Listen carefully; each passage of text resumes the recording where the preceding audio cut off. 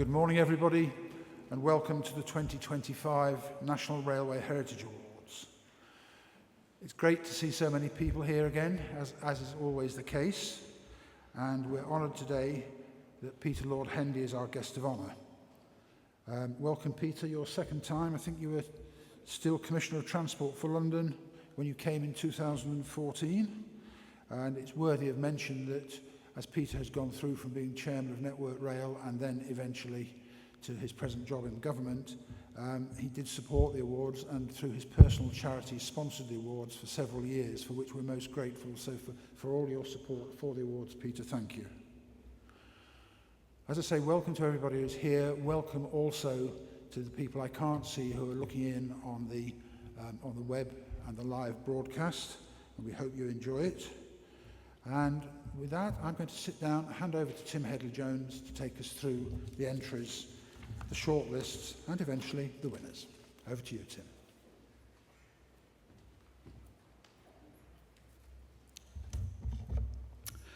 Thank you.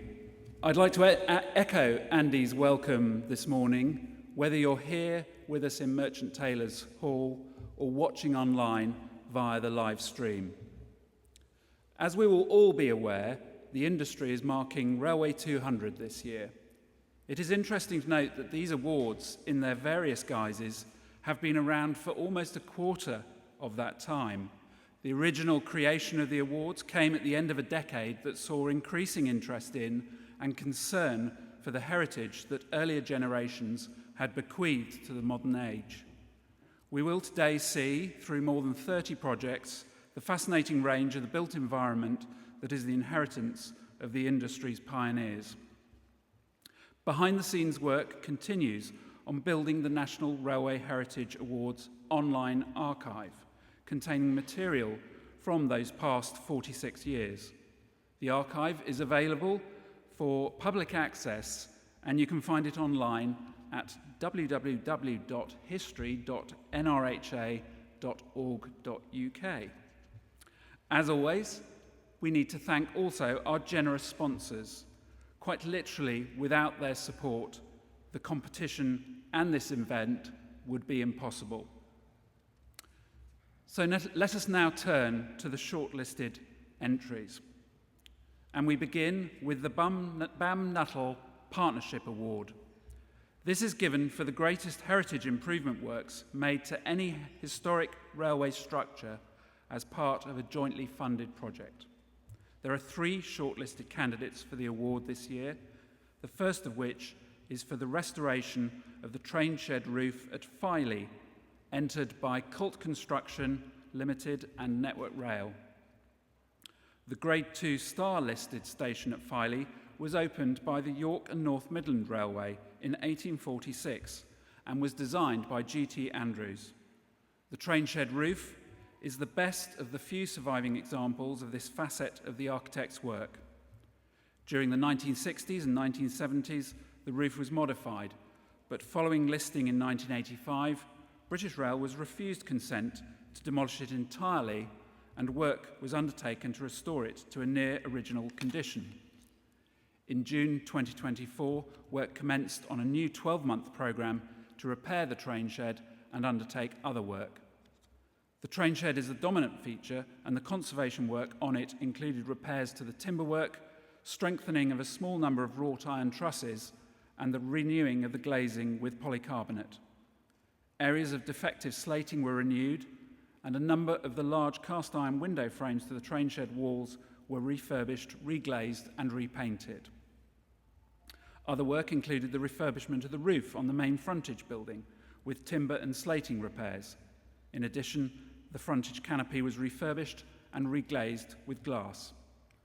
The contractor is to be commended for their attention to detail, standard of delivery, and response to emerging issues as the works progressed.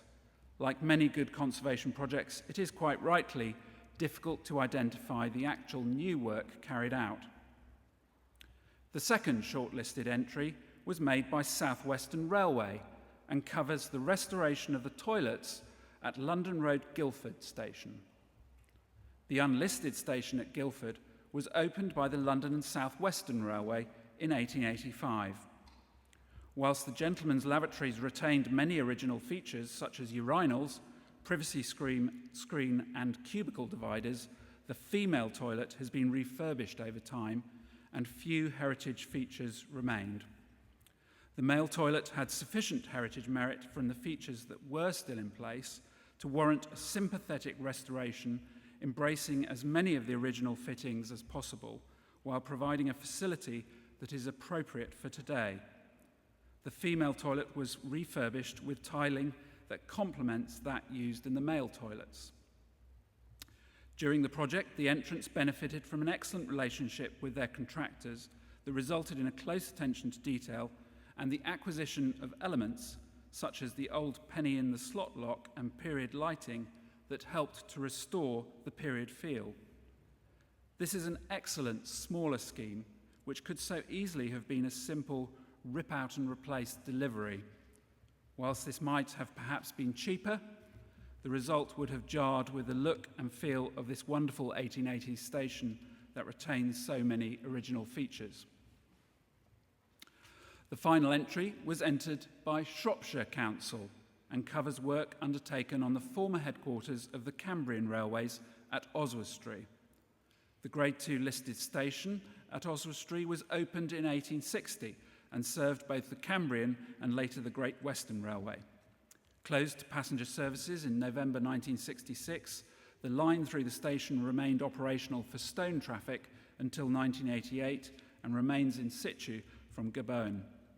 The line southwards from Oswestry is now preserved, and the Heritage Railway occupies the ground floor of the station. The external fabric of the building has suffered over the years. The lower levels of brick and stonework have deteriorated as a result of exposure to the water thrown up by heavy traffic passing the building.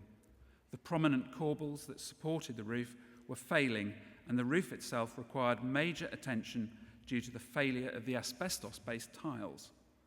The ornamental corbels were originally moulded in Portland cement and pinned to the building with iron nails. Attempts were made to reconnect the corbels by re-drilling. These proved ineffective, and the structural engineer recommended remoulding and reattaching them all. Following tests, a mould was created and replacement corbels cast. The work to the roof included replacing the asbestos tiles with 9,000 Welsh slates with lead flashing and improved cast iron rainwater goods. The weathered stonework was replaced by sandstone sourced from the local Grinshill quarry, whilst the brick was patched using recycled bricks from under the building's roof space. All the new pointing work was completed using lime mortar. The work was completed by repainting the building into its original Cambrian Railways colours. This is an impressive project and one for which Shropshire Council should be congratulated for having taken it on. The quality of research undertaken and the finished workmanship are exemplary. So I'd now like to invite Glyn Cryer from the sponsors BAM Nuttall up to the stage to announce the winner.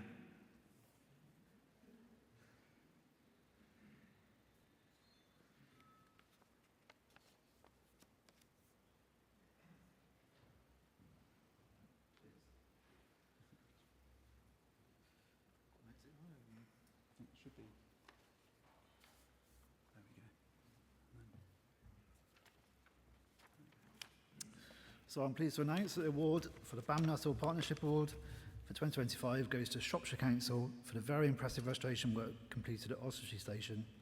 And I'd now like to invite Peter Gilbertson and Matthew Green from the Council up to receive the award from Lord Hendy.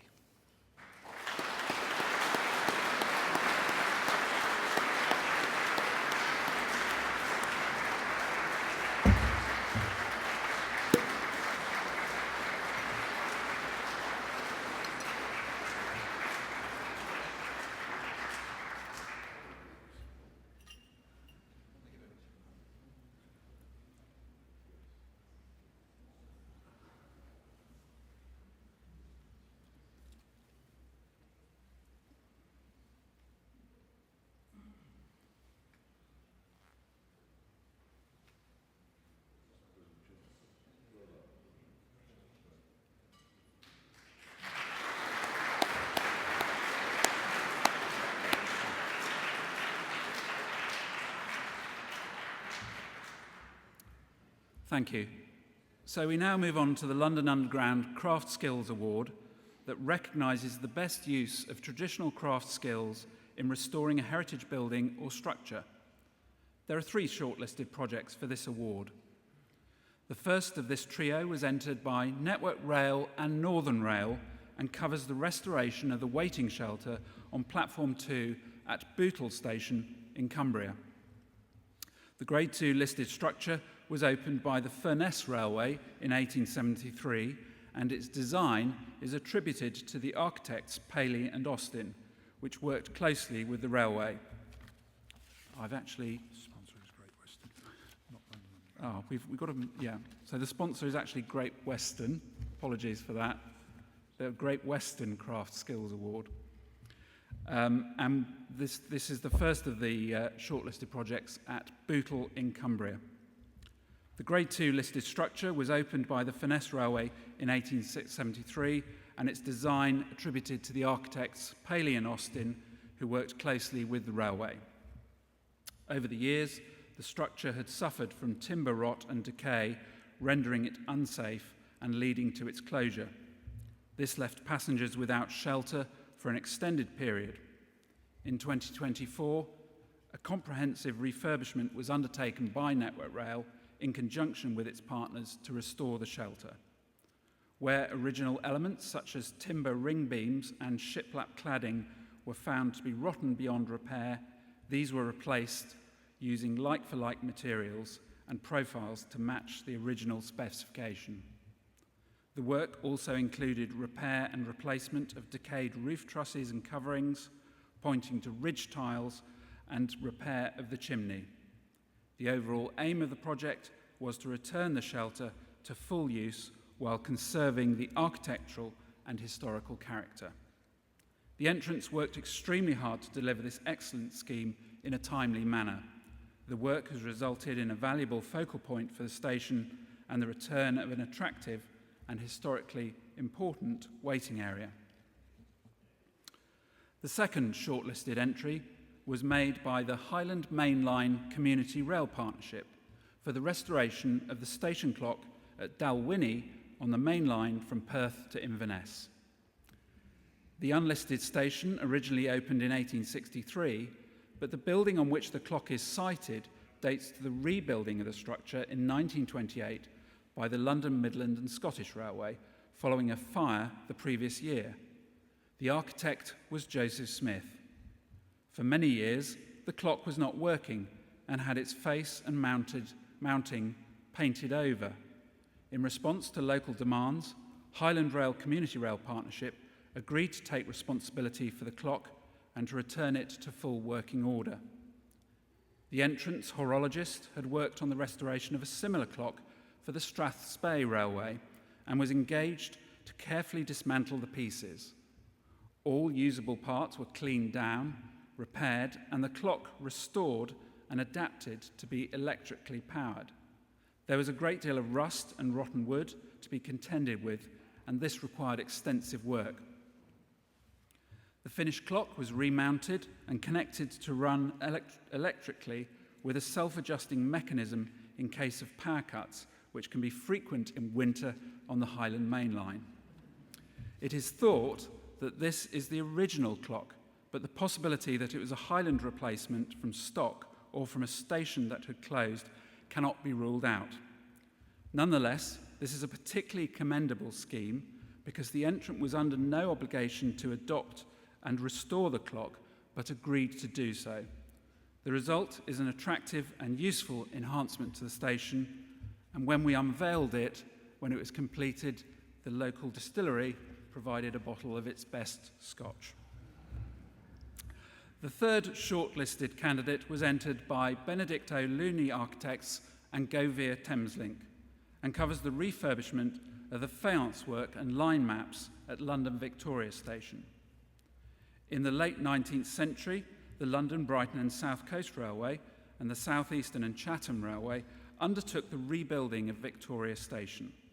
The interior spaces were lined in stylish glazed terracotta or faience with beautiful hand-painted ceramic line maps decorating one of the entry passages leading from the forecourt to the station concourse. These two line maps showed the network of the lines in their Edwardian heyday at their maximum extent. However, over the years, these remarkable Edwardian Faust walls and the line maps were obscured, covered by unsightly phone booths and a newsstand. At some point in the post-war period, a significant section of the Faust and stone surround of the map system was damaged. Following cleaning, the walls and the line maps were checked for defects, and a plan for the scope of repairs and tile replacement work to rectify the damage was established. Subsequently, the tile manufacturers, Craven, Dunhill, Jackfield, did a digital survey of the complex shapes of the damaged faience and began the process of remaking the lost tiles. A significant challenge for this project was obtaining a good match for the large panels of Cornish de Lanc granite that had formed the plinth of the line maps and faience walls. Once sourced, the team looked closely at getting the right surface finish to the granite elements. It was decided to use a hand-flamed texture to match the existing Edwardian granite detailing. This project has seen the restoration of significant elements of the listed Victorian station. Obscured for many years, the scheme has restored to view a vivid reminder of the golden age of the late Victorian Railway to one of the country's preeminent stations. So, to announce the winner of the Great Western Railway Craft Skills Award, would Lord Faulkner, representing Great Western Railway, please join us on the stage.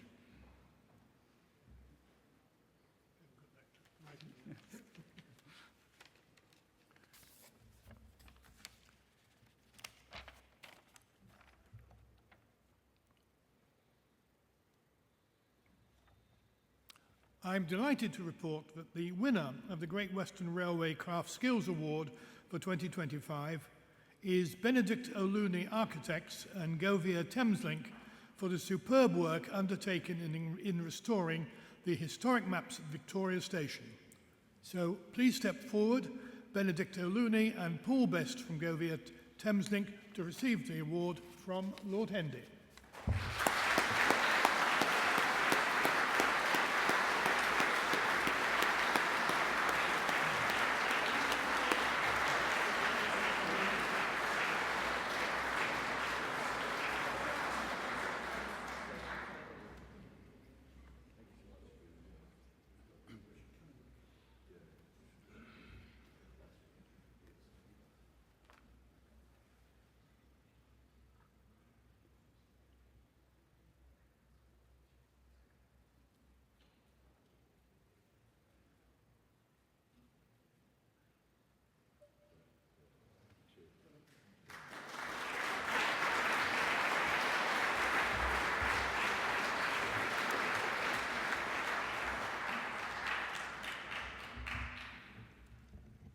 I think that project is really an introduction to what the possibilities are at Victoria.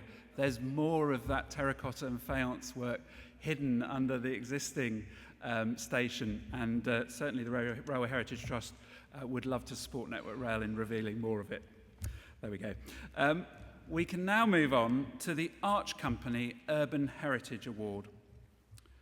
This award recognises the success of a train operator, station operator or other partnership in ensuring consistently high quality upkeep and enhancement of the challenging environment of a significant urban station within its care, so as to perpetuate the historic ambience consistent with modern passenger requirements.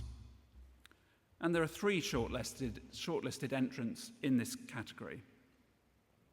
The first of these was entered by Network Rail and Benedict O'Looney Architects for the restoration of the station canopy at Battersea Park. The Grade 2 listed station was designed by Charles Henry Driver and was opened by the London, Brighton and South Coast Railway in 1867. Driver's work was notable for its use of cast iron, along with polychrome brick and stone detailing. The entry comprises work to the platform canopy on platforms 2 and 3 that was renewed in 1903. On many of drivers' stations for the railway, the platform canopies have been wholly or partially removed over the years. The losses included the canopy over platforms 4 and 5 at Battersea Park, and those that had managed to survive at the station had deteriorated over the years. Investigation in 2023 identified that the canopies had potentially dangerous defects, including one seriously cracked column. Work started later that year on a 12-month restoration. The work involved replacing damaged and rotten dagger boards with modern GRP panels to the original pattern, reglazing and refurbishment of the lantern roof and canopy, along with removal of strip lighting and replacement with more sympathetic LED lighting. All the canopy substructure, including beams and girders, were shot blasted, primed and repainted using Network Rail long life paint. In addition, a new cast iron column was made to the original design to replace the one that was in a particularly poor condition. This impressive project has sought to deliver a finish to the highest standards, identifying modern techniques to render detailing that is faithful to the original while meeting low maintenance requirements. The second shortlisted entry in this category came from Network Rail, AmcoGiffen and the Keighley and Worth Valley Railway for the restoration of Keighley Station in West Yorkshire. Although the first station in Keighley opened in 1847, the structure that exists today is the result of a major rebuilding undertaken by the Midland Railway between 1883 and 1885, following the opening of the branch line to Oxenhope and the Great Northern's route towards Queensbury. The Queensbury line was closed in 1955, and that to Oxenhope 7 years later. The latter was, however, to be preserved. The Heritage Railway now utilises platforms 3 and 4, while northern services on the electrified main line make use of platforms 1 and 2. By the start of the current decade, the structure was starting to evince some significant structural issues. Work started on an 18-month restoration project in September 2023 that eventually covered all the Network Rail and Worth Valley platforms. The work included the installation of new beams to support the structure over the tracks and a new steel framework to support the western side of the passageway. In addition, the roof was fully overhauled. This included leadwork, repairs to existing and replacement of missing chimney stacks, and the fitting of an unobtrusive access system across the building. Work on the timber resulted from the discovery of extensive rot, and this included the restoration of the glazed lantern to the ticket office atrium and the replacement to original pattern and to match surviving elements of the timber bench that runs the length of the ticket hall.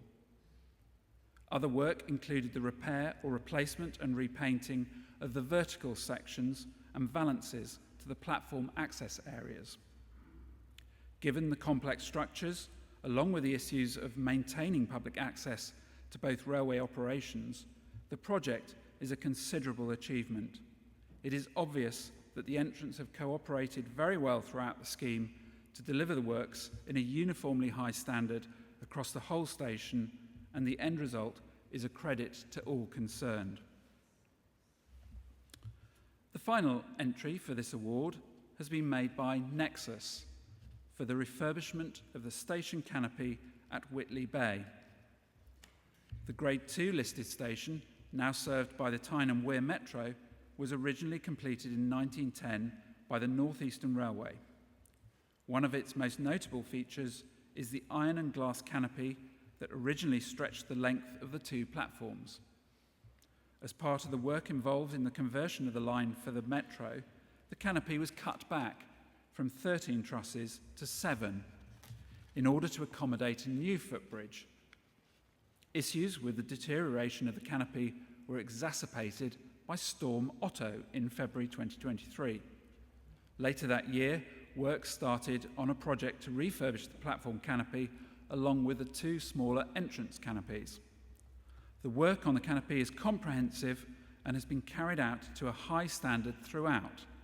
The extent of decay and rot revealed as work progressed meant that repairs had to be extensive and thorough. The work carried out extended beyond the canopy and included work on the station frontage and atrium roof. The opportunity has been taken to tidy up much of the cabling and other redundant fittings, resulting in a much tidier and attractive appearance. The work has been carried out to a very high standard and has totally transformed the station environment, giving it a lighter and airier feel and altogether a more welcoming passenger environment. So 3 excellent and very varied entries. But which of them has been most successful in the eyes of the adjudicators? Well, to announce the winner, I'd like to invite James Seabrook from the Arch Company up to the platform.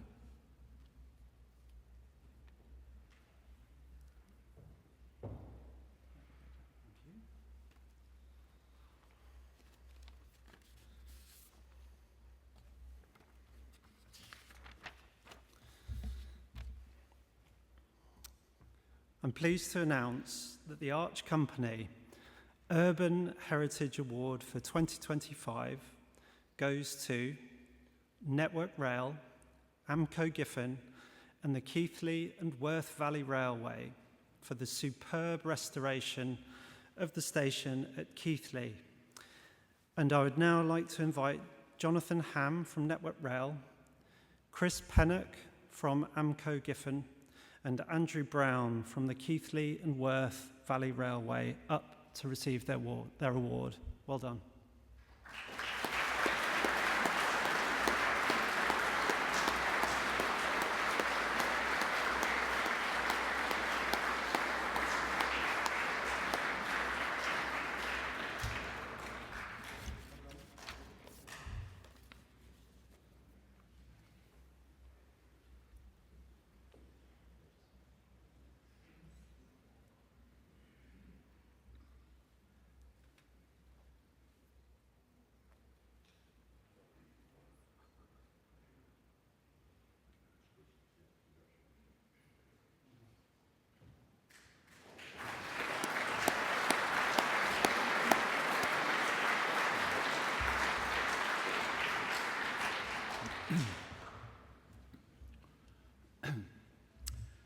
So next we come to the Structures Restoration Award, sponsored by Translink. This award is given for the successful restoration, modification or adaptation for new use of any historic railway or tramway or civil engineering structure in any ownership. And there are 3 shortlisted entries for this award. The first of the shortlisted entries was made by Network Rail for the restoration of the Grade C listed Burnt Island Viaduct on the main line through Fife between Edinburgh and Dundee. The 9-span metallic underbridge was built in 1888 for the North British Railway. It comprises 6 simply supported spans and 3 continuous spans with lattice truss girders and sandstone masonry substructures. The structure forms a significant feature within the harbour area. Work commenced in June 2024 on a 6-month project to restore the structure. Work to the masonry included repointing, stitching and repairs to spalled sections. These were carried out to a high standard and matches well with the existing parapets and abutments. The steelwork was grit blasted and coated with an anti-corrosion protective coating before being repainted. Any necessary steel repairs were carried out on a like-for-like basis with the exception of the replacement of the rivets. These were replaced with dome-headed bolts, which appear similar to the existing rivets. Following consultation, the decision was taken to paint the viaduct in red to match the nearby Forth Bridge. The finished works is a vast improvement to the appearance of the viaduct in its historic location. The red paint looks impressive and, given its link to the nearby Forth Bridge, seems appropriate. The project was well executed and the restored structure now complements Burnt Island's historic harbour area. The second of the shortlisted entries was made by AmcoGiffen and Network Rail for the restoration of the viaduct at Glenfinnan. This Category A listed viaduct was constructed again for the North British Railway for their line from Fort William to Mallaig. Construction commenced in 1898 and was completed 3 years later. Built by Robert McAlpine and Company, it was and remains the longest mass concrete railway bridge in Scotland. From April 2024, the entrance undertook a 12-month project to restore and repair the structure to address deterioration in areas of the concrete structure whilst maintaining its historical and architectural significance. In order to achieve this bespoke concrete repair, mixes were developed and tested for compatibility. Comprehensive testing was also carried out to ensure proper preservation of the structure's heritage. This work was supported by conservation experts from the University of Dundee. The importance of mass concrete construction on the West Highland line cannot be overstated. It is one of the most recognisable bridges in Scotland and features on banknotes and in Harry Potter films. The entrants have carried out a restoration at just the right time to arrest further deterioration and conserve this magnificent structure for years to come. The third shortlisted entry was made by BAM Nuttall and Network Rail for the work on Ponce Mill Viaduct on the Newquay branch in Cornwall. The viaduct was constructed around 1873 with 4 spans on masonry piers, originally with wrought iron main girders, cross girders and timber deck. The thickly wooded terrain and steep granite slopes of this valley contain a large concentration of early 19th century industrial remains, and as a result, the area has been designated a World Heritage Site. The terrain made access to the viaduct difficult, and this was a major challenge for the project. However, the viaduct is not itself listed. The primary objective of the project was to strengthen and refurbish the structure, ensuring its safety and longevity while preserving its historical significance. The strengthening also allowed a long-standing speed restriction to be removed. Repairs included stitching, pinning and pointing and have been completed to a high standard. The timber deck and metallic cross girders were replaced with a new steel deck to modern engineering standards. All main girders were repaired, strengthened, grit blasted and painted to a high standard throughout. The main girders now look like new. Other areas of innovation included the use of composite sleepers, which have contributed to reduced dead load across the viaduct. This is an impressive project. While the viaduct may not have some of the appeal of other Cornish viaducts, the project team should be commended in delivering a scheme which, despite the many access and engineering challenges, still managed to achieve a very high standard of restoration work. So, 3 very different schemes here for our adjudicators to decide upon. And to announce the winner, would Paul Denvere from Translink please come up to the platform?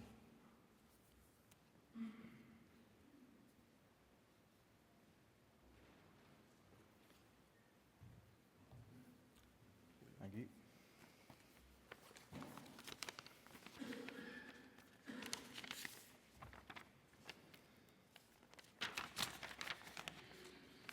It gives me great pleasure to announce the winner of the Translink Structures Award 2025 is AmcoGiffen and Network Rail for the excellent work undertaken on Glenfinnan Viaduct. So would Ross McCaffer, Darren McLaughlin from AmcoGiffen and Laura Craig from Network Rail please join us on the stage to receive the award. Thank you.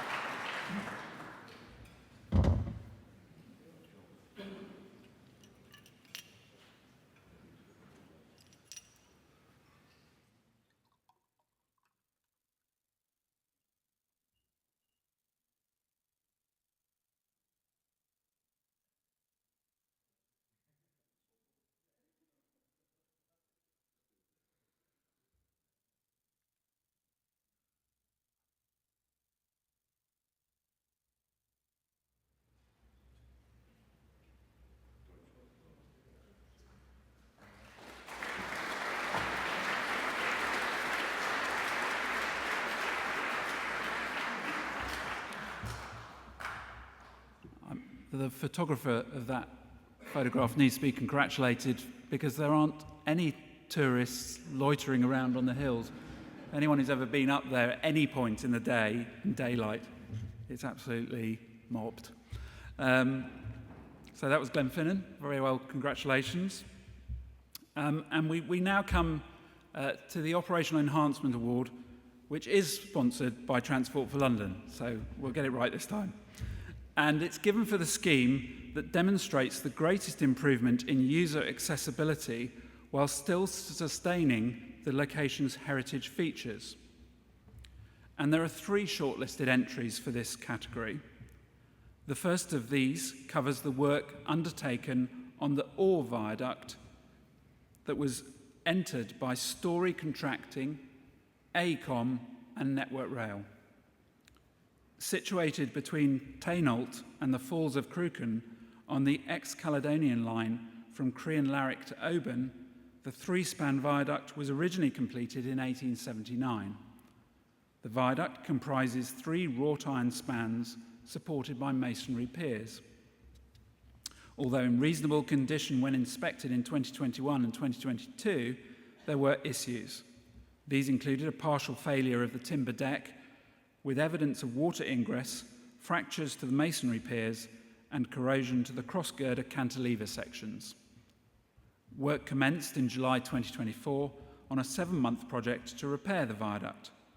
Although extensive masonry repairs were carried out, there remains some staining to the stone abutments, as the stone could have been damaged if chemical cleaning was applied. The new deck and waterproofing should reduce the risk of future water damage to the steel structure and stonework. Although a relatively small viaduct, some 492 new timbers were installed to create the new deck. Over 8 tons of new steelwork was installed, with 600 new dome-headed bolts replacing old rivets. 40 tons of grit removed the old paint prior to 1,500 litres of paint being applied to the structure.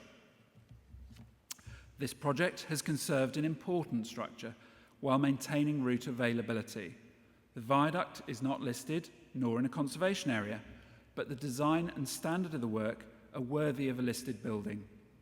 While Network Rail's standard green for metal bridges has become familiar, this scheme demonstrates what an appropriate shade it is. The second shortlisted entry for the award was made by Transport for London and covers the work to provide step-free access at Knightsbridge Station. The original Knightsbridge Station was opened in 1906, designed by Leslie Green, with a long facade of oxblood tiles along Hooper's Court.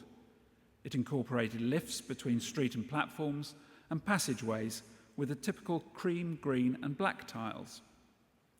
In 1934, a new entrance added escalators to replace the lifts, which were abandoned altogether with the original entrance. In 2016, the Knightsbridge estate was granted permission to redevelop the space above the station. The existing entrance at the intersection of Brompton Road and Sloane Square was replaced as part of the retail development and moved to a new entrance at 15 Brompton Street that opened in 2022. In 2025, an additional new entrance opened at Hooper's Court, which incorporated parts of the station that had not been seen since the 1934 renovation. As part of the work, Transport for London restored architectural features of the facade. The lift shafts were reopened and used for new lifts and an emergency stair. Over the years, electrical cabling had been installed in unused passages. To open up for public use, the cabling was relocated into a large ceiling bulkhead along the centre line, which also incorporates the lighting. Wall tiling matches the original colours and layout, and including signs to the stairs matching the original typeface and arrows. High standards have come to be expected of station work on the Underground, but this one exceeded all expectations. A remarkable result has been achieved in what is a very constrained site. The modern reflection of classic tube station heritage with tiling and signage is excellent, as well as serving an important purpose at a busy location by offering step-free access. And the final shortlisted entry for the award was entered by the Centenary Lounge Limited and covers the creation of a new cafe at Grade 2 listed Taunton Station in Somerset. Taunton Station was originally constructed by the Bristol and Exeter Railway and opened in 1842. In 1876, the Bristol and Exeter and Great Western merged. Whilst there has been subsequent rebuilding, the original downside building survives. It was listed Grade 2 in 1975 and forms a group with the former Great Western Railway Hotel and a public house. Very appropriate noise there. The scheme occupies a section of the downside building that is on 2 floors. In 2016, the ground floor was converted into a refreshment room, but this closed down following COVID. As a result of earlier works, there were no surviving heritage features. Work was undertaken to convert this space during the last few months of 2024. This draws on the entrance existing sites at Birmingham Moor Street and Leamington Spa to create an authentic Art Deco feel. The project included the installation of floor tiles with GWR branded entrance mats, the recreation of a limestone effect above the panelling, and the provision of a counterbar, which is a replica of an original at Leamington Spa. In planning and undertaking the works, there has been a tremendous attention to detail. Considerable thought has clearly gone into the design, including the provision of themed crockery and menus. The GWR system, map and poster are originals. Their available space is not big, but the use of large mirrors makes it appear larger. Internally, the nature and quality of workmanship, finishings and materials is superb, and the concept of the scheme to create an Art Deco 1930s ambience works perfectly. The entrant is to be congratulated on the result.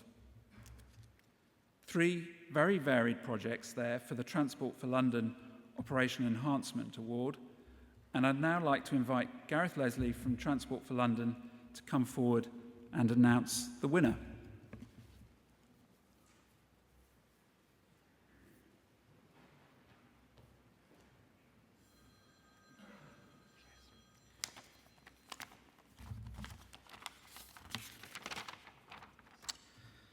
The Transport for London Operation Enhancement Award for 2025 is made to Transport for London for for the work undertaken open up the long closed entrance at Hooper's Court and for the reinstallation of lifts for step-free access. I'd like to invite Jerry Keating and Jack Pearce from Transport for London up to receive the award, and myself.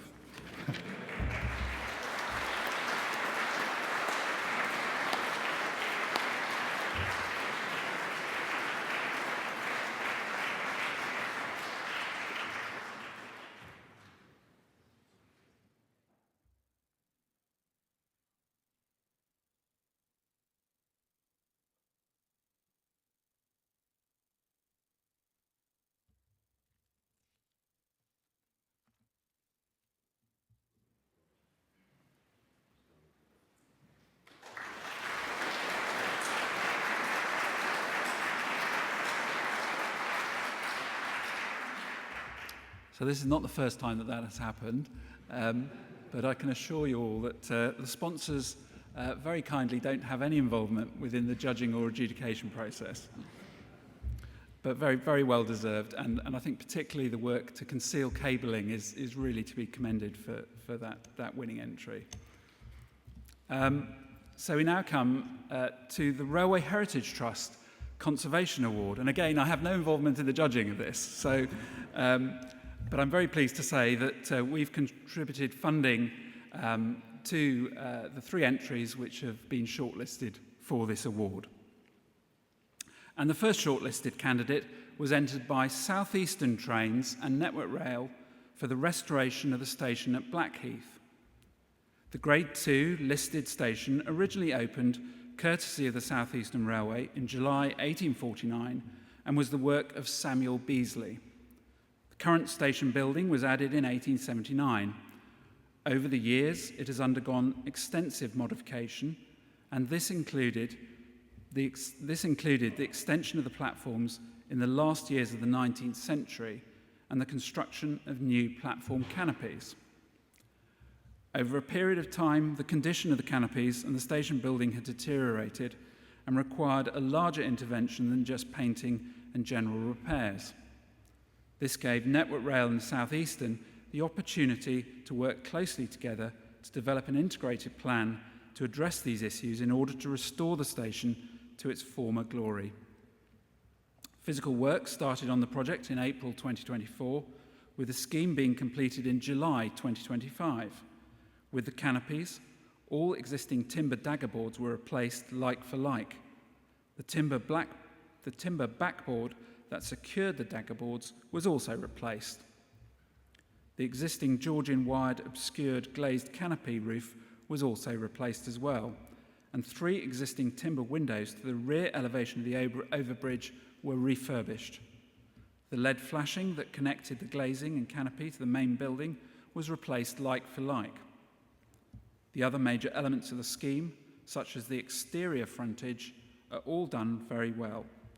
But what sets this scheme apart are the little details, like the installation of the fireplace in the waiting room and the heritage elements that have been retained and celebrated in a way that goes beyond what is required by the listing.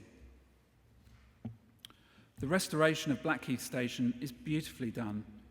Kudos really must go to Network Rail and South Eastern for working together and with partners in Lewisham Council, the Blackheath Society and the Railway Heritage Trust to research and develop a full station restoration scheme.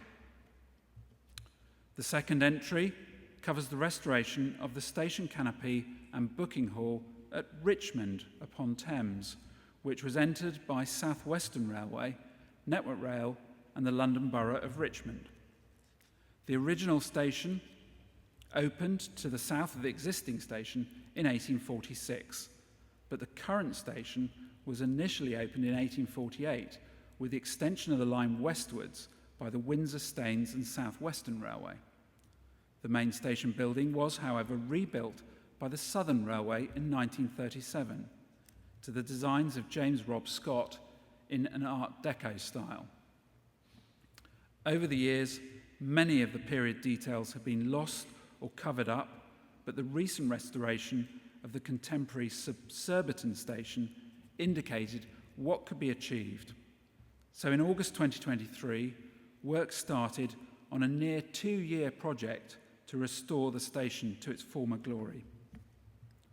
Externally, the facade has been cleaned and areas of damage have been repaired. The 5 sets of doors in the facade have been repaired and the bronze cladding elements polished.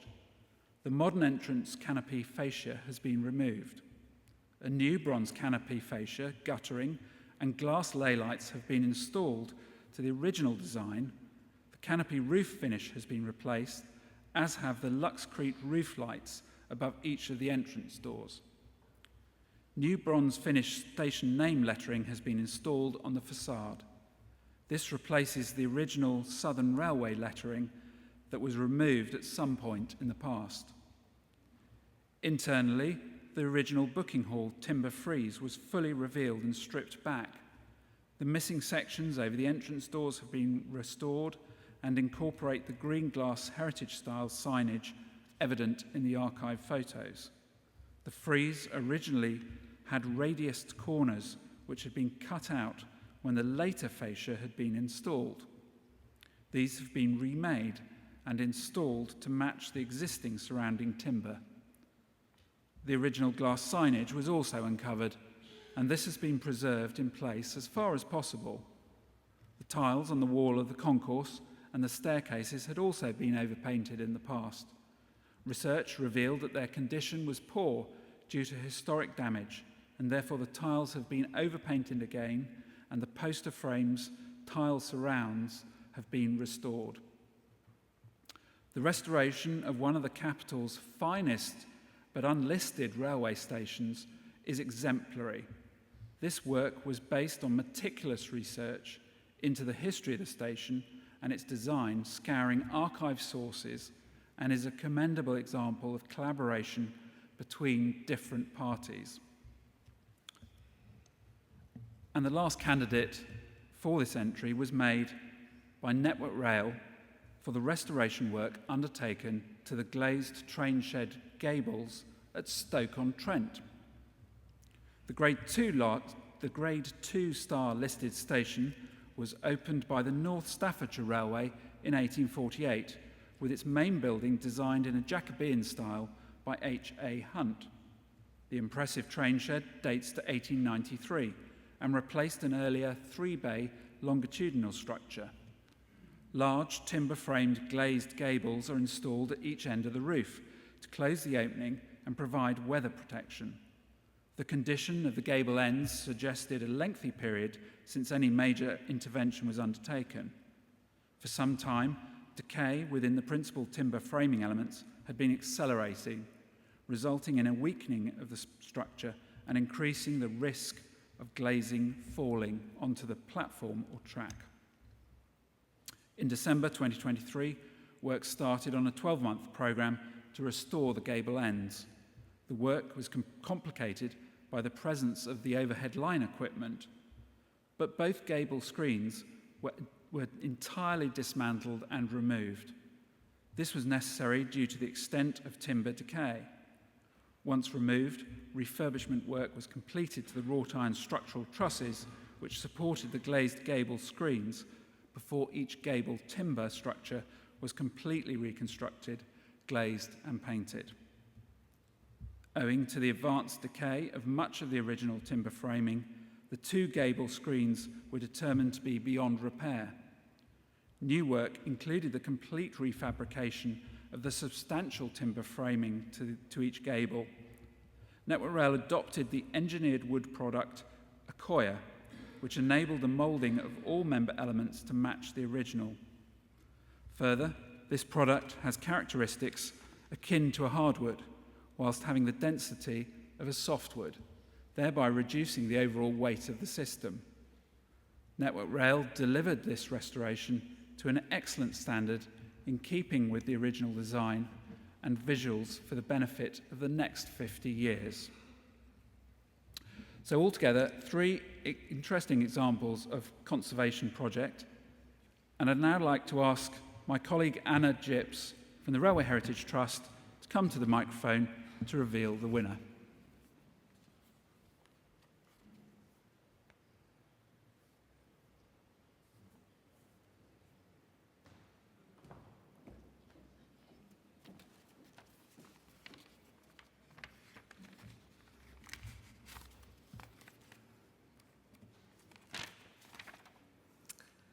I am pleased to announce that the Railway Heritage Trust Conservation Award 2025 goes to South Western Railway, Network Rail and the Borough of Richmond-on-Thames for their excellent work undertaken at Richmond.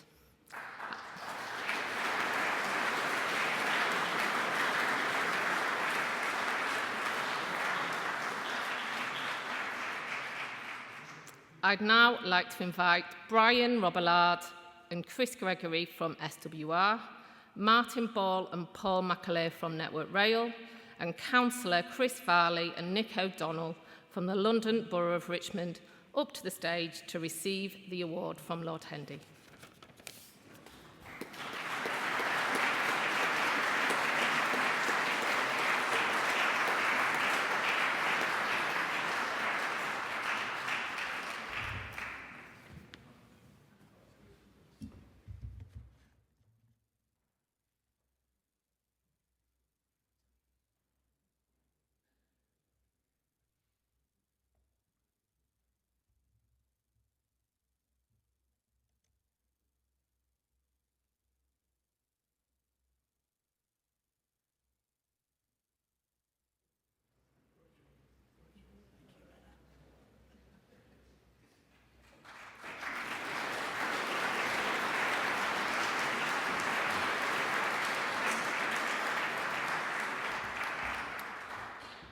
And I expect you've noticed that each of the plaques that people have collected, the winners have collected, have got the Railway 200 logo on, as well as the sponsor logo. So again, it's our way of recognising the importance of Railway 200 this year. So we now come to the Volunteers Award, which is sponsored by Greater Anglia. And this award reflects the fact that so many of the projects that we see, especially on heritage railways, but also on the operational rail network, rely on volunteers and members of the community to come together to raise funding and also to undertake actual physical work. It is for this reason that this award is the only one today that comes with a financial contribution to support the winning entry. There are 3 shortlisted entries for this special recognition of volunteer contributions. And we start off with the restored railway offices at Ferry Hill in Aberdeen, which was entered by the Ferry Hill Railway Heritage Trust. The railway office buildings were erected around 1850 for the use of the Aberdeen Railway. They and the adjacent Ferry Hill engine shed were unique in Aberdeen, being of brick construction, and are the earliest railway buildings in the city. The importance of the buildings declined around 1906 with the construction of a new 12-road engine shed. Over the years, the condition of the building that forms the entry deteriorated considerably until the point at which it was little more than a shell. The trust was formed in 2007 to take over these surviving elements of the Category B listed ex-Caledonian Railway engine shed, and in 2023 commenced work on a 2-year restoration project. Externally, all openings were carefully restored. Some of the doors are replicated externally, but internally are false and used for exhibition space. All brickwork was repointed using lime mortar. Where bricks were missing, similar replacements provided by Network Rail from the demolished Newton Hill signal box were used. A water tank of fiberglass construction was installed on top of the tower. The roof was completely replaced using Welsh slate, and new rainwater goods were installed. The original single chimney stack has been carefully restored and built into the new roof. The planners agreed to the construction of a new entrance in the plain south gable. This incorporates a fan-shaped window above the doors, which harmonises with the style of windows in the adjacent engine shed. Internally, no details of the original interior are available, and modern regulations require the walls to have additional thermal insulation. Therefore, the interior is simple and modern. This is appropriate, given it is likely that the original offices would have been plain themselves. All involved are to be commended for rescuing, restoring and repurposing the offices and adjoining water tower in such a thorough, practical and attractive manner. The second of the shortlisted entries in this category is the base of the water tower at Keighley and was entered by the Keighley and Worth Valley Preservation Society Limited. The water tower was built to supply the water to about a dozen water columns and cranes around Keighley by the Midland Railway in the early 1880s. It remains in use for that purpose today, but now only supplies one crane for the Heritage Railway. The huge void under the tank was used many years ago to house a steam pump. Since the tank was put onto the main supply, probably in the early 20th century, this has become derelict. So in 2023, work started on a project to convert the space into a visitor centre. Works to the exterior of the existing structure were minimal and involved some small and very limited repointing. The major work was the construction of a new heat source pump housing on the location of the long-demolished steam pump chimney. This has been done in accordance with the listed building consent. One major change was the adaptation of the main doorway and floor from platform level so as to enable level access into the space. This required an adaptation to the fan light and rehanging of the existing door. Midland Railway water tanks were constructed of iron plates bolted together. These were prone to leak and avoid water penetration, So an arched corrugated iron ceiling was inserted to catch the drips, which would then run off into internal gutters. Inevitably, this ceiling was collapsing, so needed replacing. The interior has also been fitted with a new floor at a higher level so as to provide the level access needed from the platform. Internally, the space has been fitted out with displays to demonstrate the function and operation of the water tower. Overall, this is a highly commendable scheme to bring public access to a previously inaccessible structure and to explain its function and history. The third entry was made by Highland Mainline Community Rail Partnership for the relocation of a redundant semaphore signal into Armoury Park in Pitlochry. When Pitlochry Station was constructed in the early 1860s, the Highland Railway used wooden signal structures, and these were still being installed in 1898. Pitlochry originally had 2 signal boxes, and the present signal box was renewed in 1911. The south box closed in 1919 when the north box took control of the south end of the station. It is therefore possible that signal PT21 dates from the renewal work carried out in 1911 or even the 1919 alterations. There is, however, a snag with this hypothesis. The signal is fitted with a style of finial which could indicate that it was replaced after the creation of the LMS in 1923. The LMS introduced tubular style posts in the 1930s. So being a lattice post, it is definitely pre-1930, but probably post-1923. So that's the sort of detail that the Railway Heritage Trust gets involved with on a daily basis, and which never ceases to amaze me. So when the area was re-signalled, Network Rail offered 3 semaphore signals to the entrance. This was at very short notice. So by the time arrangements had been made for a local farmer to pick up the signals, contractors had already started on cutting up one of them. 2 of the signals were found homes elsewhere, but this example has been renovated and re-erected in a public park adjacent to the station and the closed box. It's been expertly renovated with the layers of old paint shot blasted off. The metalwork was repaired and the signal repainted. The signal arm was renovated separately. The post is no longer full height because its base was damaged during removal. Instead, it has been neatly remounted on a new concrete base. The ladder up to the signal does not reach the ground, but that is how the signal was received. This is a commendable entry because the entrant was under no obligation to preserve the signals, but willingly did so at very short notice and has done an excellent job in conserving the signal displayed at Pitlochry. And I know that ScotRail drivers really appreciate being able to see it, although it doesn't distract them from their modern signals. So these are 3 very different and impressive schemes, but which of the trio has caught the eye of the awards panel? Well, to announce the winner, would Jonathan Denby please come up to the platform to announce the winner?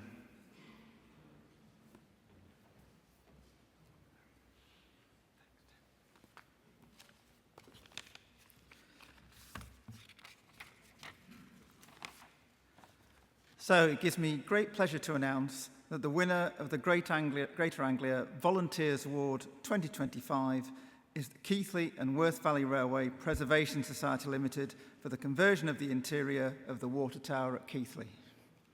So would Matt Strower, David Pearson and John Hinchcliffe from the railway join us on the stage to receive the award from Lord Hendy.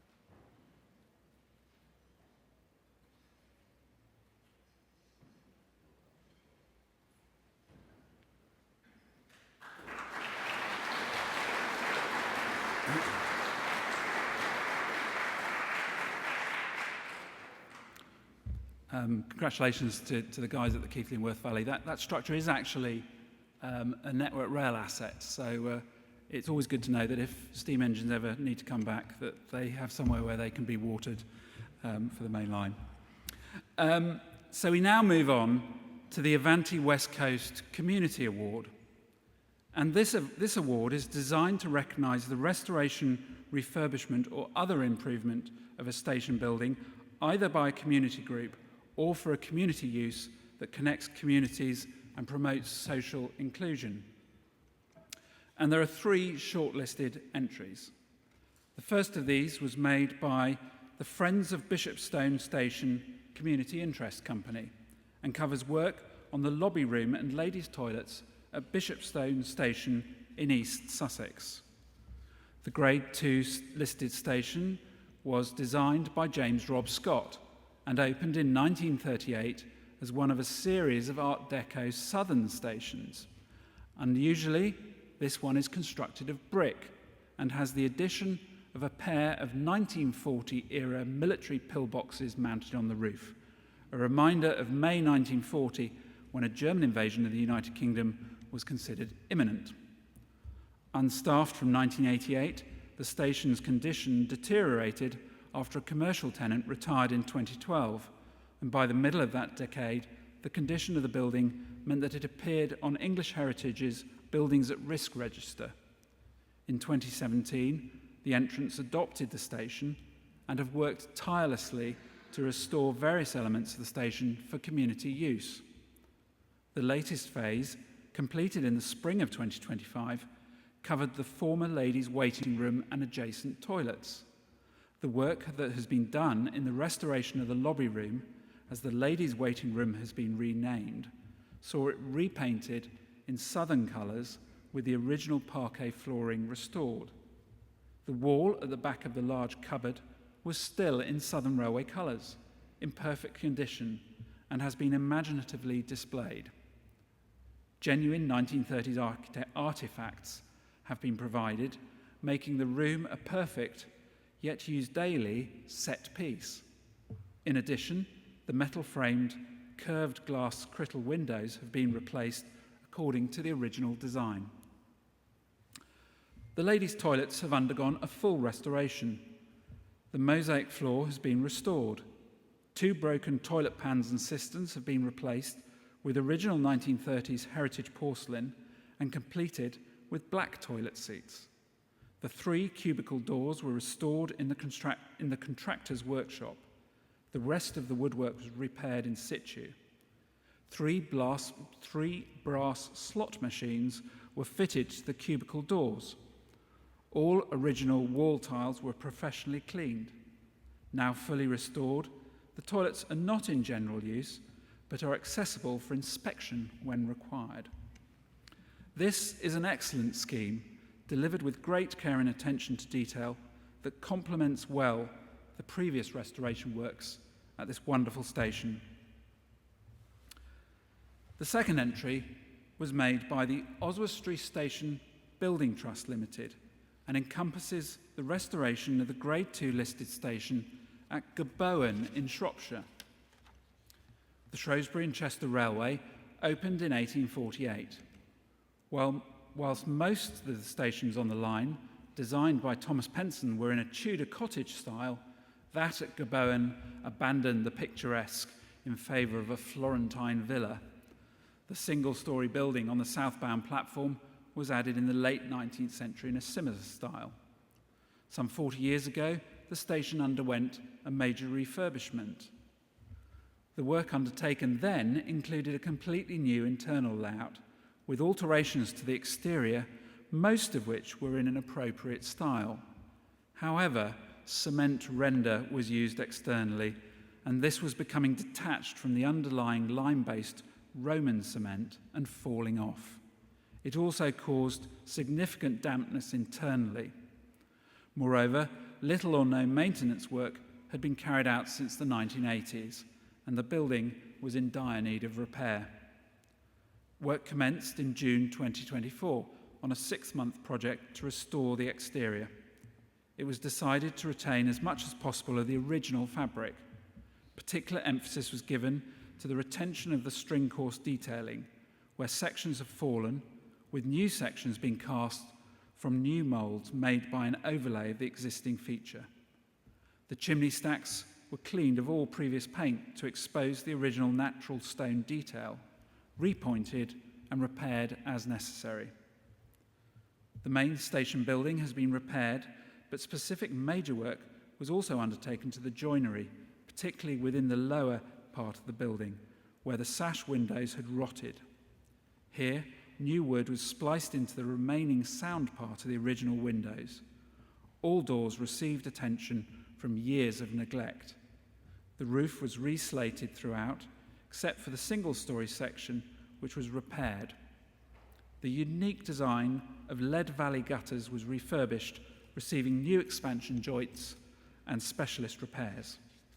This is a very good project that has secured the future of a building for the community that was refurbished in the 1980s but subsequently deteriorated. The entrant has gone to great lengths to ensure the exterior works have been done in as sympathetic a way as possible, retaining and exposing as many original features. And the third entry for this award was made by MEPC Wellington Place for the restoration of the wagon lifting hoist and the creation of a mini museum at Wellington Place in Leeds.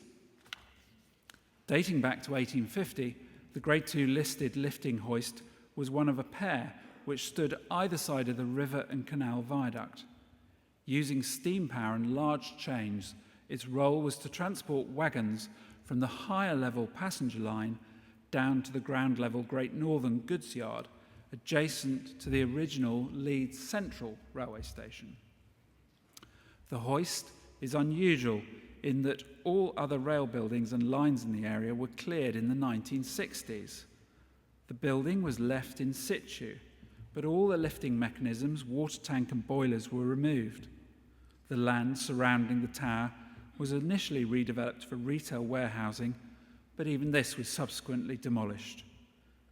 Since 2006, MEPC have been developing a mixed-use scheme all around the structure. Work on the tower commenced during the summer of 2024, and the mini-museum was opened in May the following year. Physical works to stabilise and protect the historic fabric have been extensive and includes the construction of a roof structure to cap the tower, works to repair structural cracks and damage to stonework, including repointing where required using correct mortar and pointing techniques. A major change was the decision to fit glazing to the arch entrances within the building, not all of which would have been originally glazed. The ability to enter the interior allows visibility through the complete structure to roof level and highlights the scale of the structure. The work has included repair and replacement, when necessary, of high-level structural timber and the conservation of the sections of original lift machinery timbers where they survive. The work to the latter has included tying back the timber to ensure that safety is maintained. The floors on the ground floor have been designed to float above original surfaces and any surviving archaeological evidence. All things considered, this is a marvellous scheme. The entrant has demonstrated determination in enabling the restoration to a high quality of a significant building using appropriate and informed techniques. In addition, considerable vision has enabled access to the interpretation of the tower for visitors. 3 very interesting projects, but who has won the Avanti West Coast Community Award? Well, I'd now like to invite Richard Brem from Avanti West Coast up to the stage to announce the winner.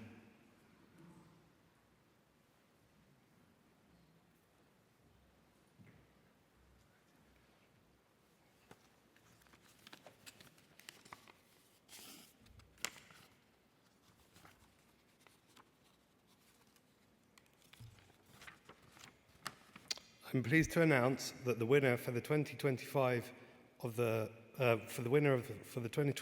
Avanti West Coast Community Award is MEPC Wellington Place for the transformative work completed on the former wagon hoist at Leeds Wellington. So would Miles Jones from MEPC please make his way to the stage to receive the plaque from Lord Hendy.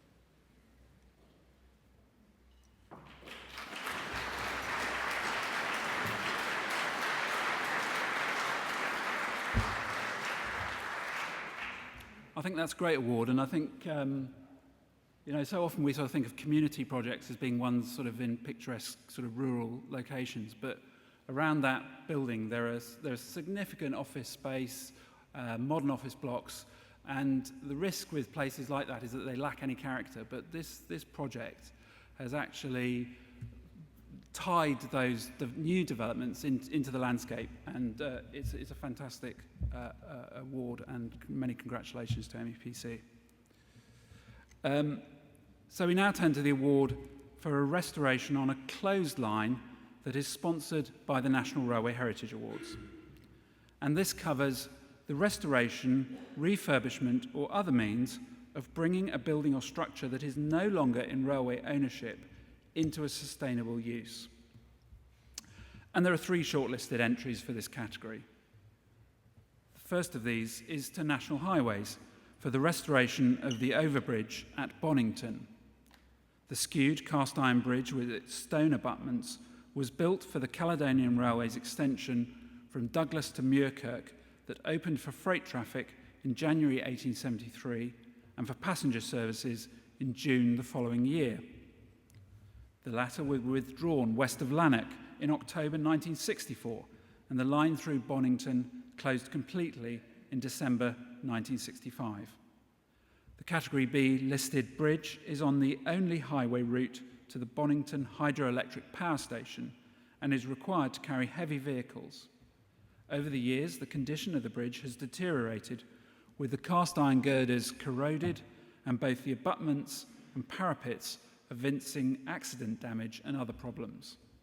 In January 2024, work started on an 11-month programme to restore the bridge. One issue that the entrance faced was the need to keep the bridge open throughout the period. All the cast iron elements were fully encapsulated in an airtight and weatherproof membrane to safely allow removal by grit blasting of the lead-based paint prior to being treated and repainted. The damaged stanchions and panels were carefully removed and sent for repair to a specialist in cast iron repairs, where the work included careful welding of fractured sections and casting of replacement elements to the original pattern. The brick jack arches were repaired throughout, replacing spalled and missing brickwork with matched reclaimed replacements. Significant areas of perished mortar were repaired. A small number of spalled and fractured stone blocks in the abutments were replaced with indents. The southwest end of the parapet wall was also rebuilt. National Highways are to be commended for their adherence to good practice in this scheme to keep a public road overbridge in full use while using original materials where it would have been easier to replace with steel or remove the bridge superstructure and replace with concrete or infill the structure. The second entry was made by the Junction Leeds for the conversion of the disused Monk Bridge Viaduct in Leeds into a walkway and garden. The Grade 2 listed viaduct was built by Thomas Granger, engineer to the Leeds and Thirsk Railway, in 1846. It carried the railway across the Leeds and Liverpool Canal to the station at Wellington Street, later known as Leeds Central. Leeds historically had myriad lines serving multiple stations, and it was not until 1967 that all passenger services were concentrated on a single station. Following the opening of Leeds City Station, Central closed. And as we've already seen with the restored wagon hoist, the past 60 years has seen the elimination of the majority of the railway infrastructure that once served the area. Monk Bridge Viaduct now forms the centrepiece of the junction, a new neighbourhood of 665 homes across 5 high-rise buildings. Work on the project was completed in 2023. The top of the viaduct was landscaped, complete with pathways, seating areas and seating areas, and extensive planting to create a public park and a connection between the junction and Leeds city centre. Additional stairways and lifts were also constructed to provide access points along the viaduct. A large part of the work undertaken was the removal of debris which had built up since closure. This work revealed parts of the viaduct that had previously been buried. Elements of the original structure which hint at its heritage have been maintained where possible, including an original signal gantry. One facet was that the balustrades retained the narrative of the years. In one place, there were 4 different types, which shows how missing ones had been dealt with over the years. The entrants are to be congratulated in their approach to the conversion of this otherwise redundant structure into a feature of their residential development. It provides an attractive means of access over the river and ensures that a listed structure once more has a viable future. The final entry of these 3 was entered by the Science and Industry Museum, Manchester, and covers work undertaken on the new warehouse roof and upper yard gantry at the museum's site in Manchester. The museum is located on the site of the Liverpool Road station terminus of the Liverpool and Manchester Railway. The new warehouse is a Grade 2 listed building and was originally built in the 1880s to support the expansion of Liverpool Road goods station.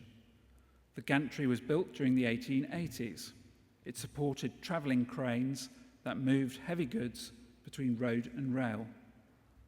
With both structures now over 140 years old, the condition of the roof of the warehouse was a problem, with significant water ingress and corrosion of the unlisted but important gantry. In April 2024, work started on a near 18-month programme of restoration. It was important to work with contractors to ensure the building could remain open throughout the project. The work on the roof involved a complete retiling using around 60,000 Welsh slates, and these were used to match the original. New widened lead guttering was installed to cater for increased rainfall caused by climate change, and new cast iron rainwater goods were also installed. Other elements included restoration work to the masonry and windows and replacing single glazed roof lights with heritage-style double glazing. Turning to the gantry, the work involves stripping old paint, removing rust, and repairing areas impacted by water damage. In addition, structural repairs to the metalwork included infilling areas after the rust and corrosion had been fixed. New waterproofing measures were installed to improve drainage in the future. Finally, the gantry was repainted back to its original colour. The project is an outstanding example of good design, planning and craft skills.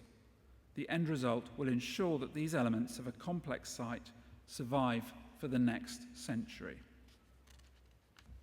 3 very diverse projects then, and I think you'll agree that caused much debate amongst the adjudicators, but which of this trio was the eventual choice? Well, I'd now like to invite Andy Savage back to the microphone to announce the winner.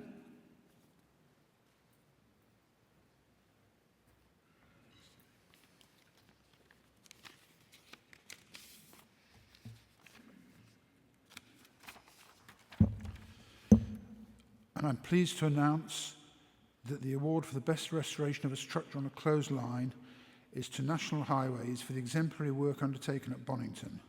So can Hélène Vigneault from National Highways please come forward to receive the award from Lord Hendy.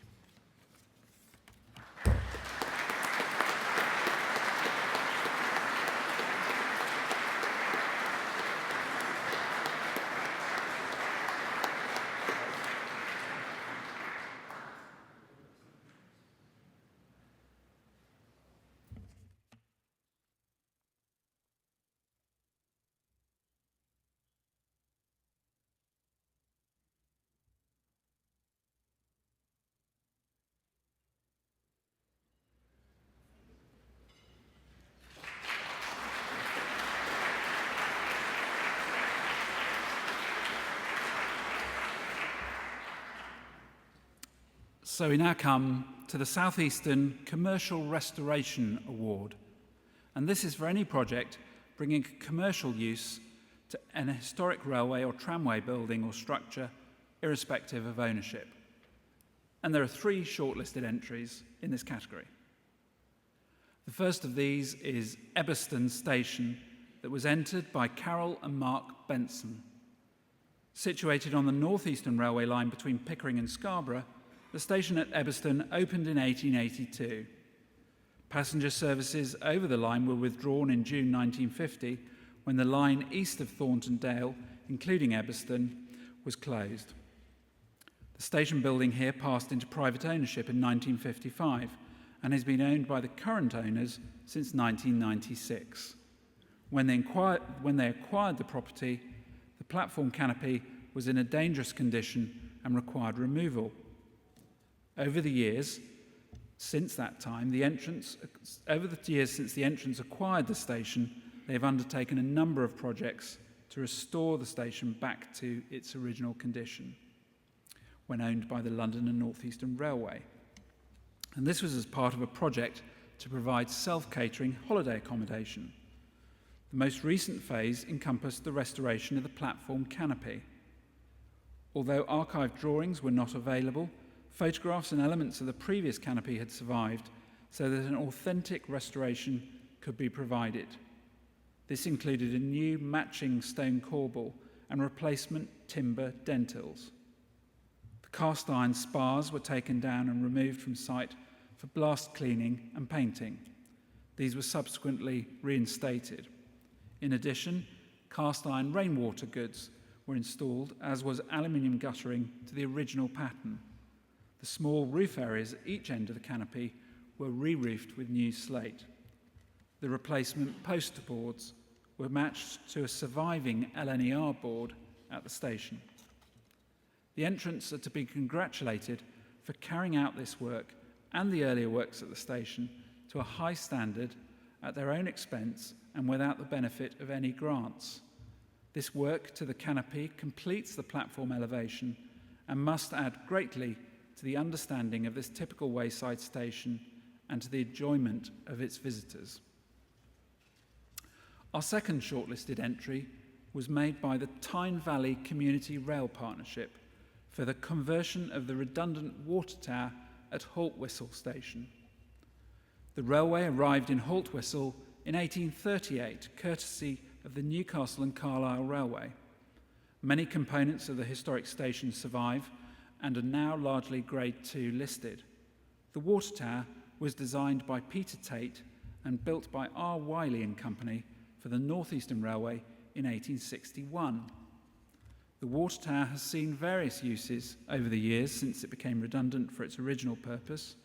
It was sold by the British Railways Board in the 1990s to the entrants, who oversaw its transformation to commercial use. And this was opened in 1999, but this project has completely refurbished and repurposed the building after some years of disuse. Following permissions, work commenced on the 3-month project in June 2024. Externally, the disused water tank has been refurbished and painted, redundant doors blocked off, and a new entrance created. Work has been carried out to restore and repoint the stonework. The existing chimney, which is corbelled out on the north wall, has been opened out and brought back into use. Internally, much work has been done to resolve damp issues and to render the interior surface of the outer walls. Walls have been constructed to create a kitchen and counter area, a new toilet and seating for customers. Shelving and display cabinets have been installed around the seating area, and all this has been skillfully fitted within the restricted footprint available.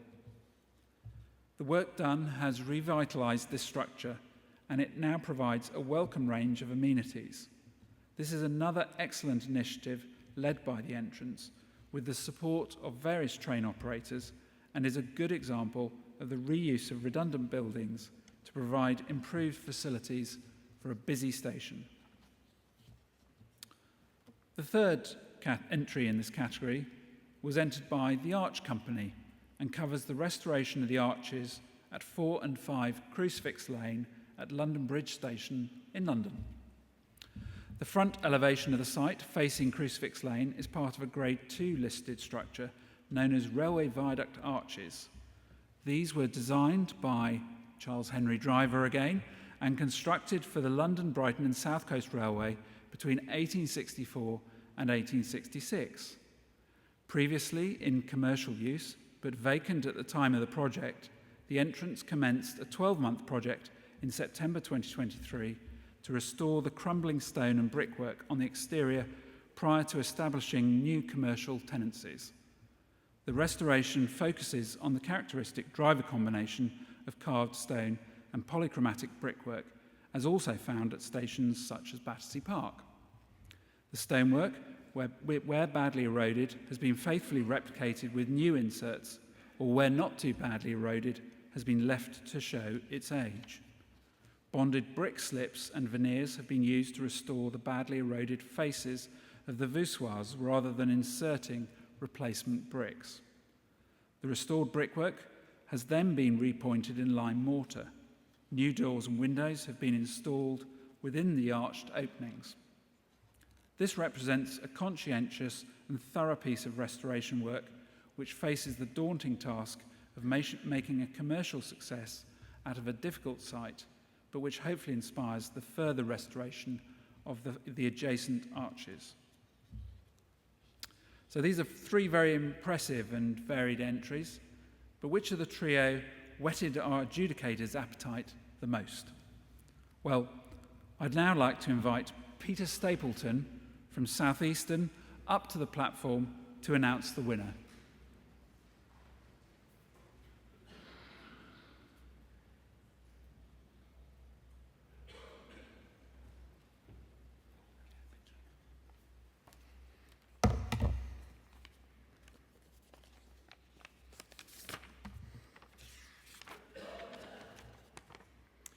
It gives me great pleasure to announce that the winners of the South Eastern Commercial Restoration Award for 2025 are Carol and Mark Benson for the work undertaken at Ebbston Station.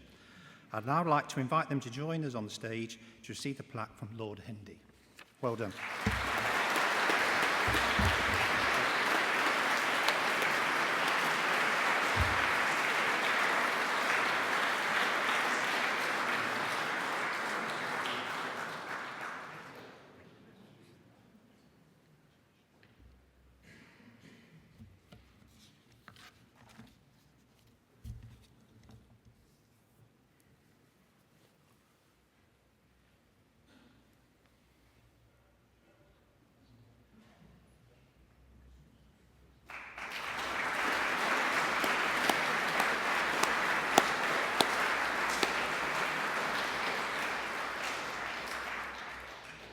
I'm particularly pleased that Mark has won that award because when I started my rail career, Mark and I both worked for a then operator called GNER, and we had offices on either side of the corridor at the former North Eastern Railway main HQ in York, a very illustrious building.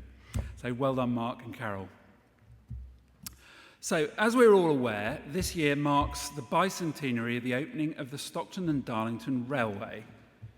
And there was one significant entry this year that reflected the rich heritage of the region, and because of the quality of the work undertaken on the site, as a mark of our contribution to the celebration of this important event, it was decided that the project deserved to be given a Chairman's Special Award. So before I ask representatives of Darlington Borough Council to join us on the platform to receive their award for the excellent work undertaken at Hopetown in Darlington on the Goodshed North Road Station Museum and the carriage works, let's have a look at the project in detail. The origins of the site date right back to the dawn of the railway age and the opening of the railway itself.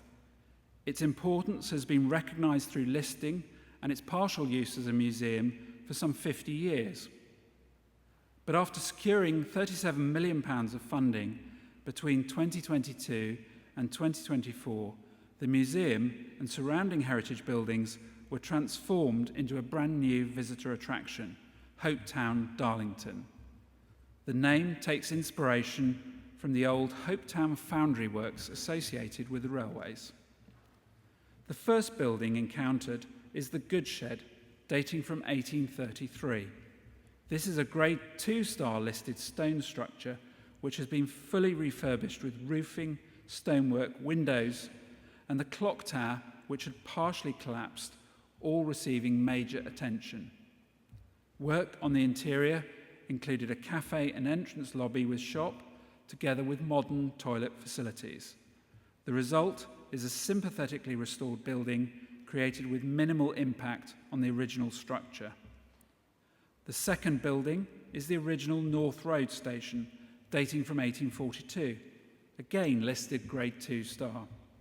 This building, with its tall stone chimneys and rendered finish, was transformed into a railway museum in 1975. The 2024 project made improvements which removed some walls constructed in 1975, together with opening and replacing the glazing to bring the building back to its form as a station building. The third historic building is the Grade 2 listed carriage works of 1853, which was previously only accessed from the rear on Hopetown Lane due to the original entrance being blocked up. The building has been brought back into the site by reopening the original entrance, and the space within has been converted into artefact storage in one wing and a flexible exhibition space within the other wing. The entrance block in the centre of the building now houses the offices for the site operation. The whole site is geared towards the heritage, but it engages the visitor, promotes the best aspects of historic building preservation in the modern era, and fully respects the need to make the site fully accessible. This is a fantastic entry, well presented, and one for which the people of Darlington should rightly be very proud. So I'd now like to invite Councillor Stephen Harker and Mike Crawshaw from Darlington Borough Council to join us on the platform to receive the Chairman's Special Award from Andy Savage, Chairman of the Awards, and Lord Hendy.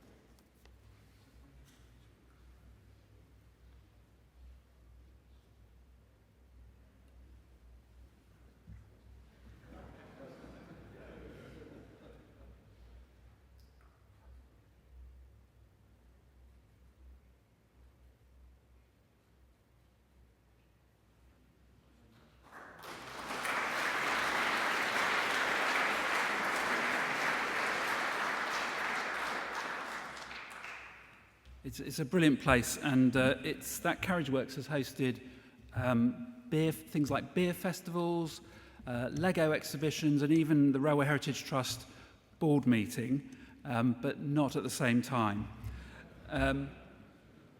So we have one final award this morning, and it's the Network Rail Award, and it's given to what the awards committee judged to be the best entry in any category. So to announce the winner, I'd like to invite Tom Higginson from Network Rail up to the microphone.